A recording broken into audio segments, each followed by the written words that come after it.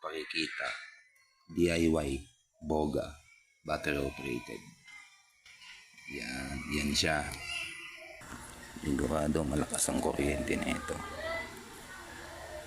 Inverter, battery, tapos switch, tapos lagyan mo siya ng terminal, kahit anong terminal, basta ano pa man, lata, ganyan. Tingnan natin, malakas siya.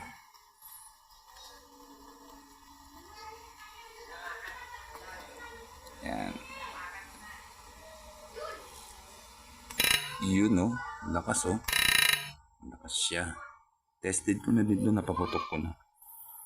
Malakas nga. Yun lang. Thank you for watching.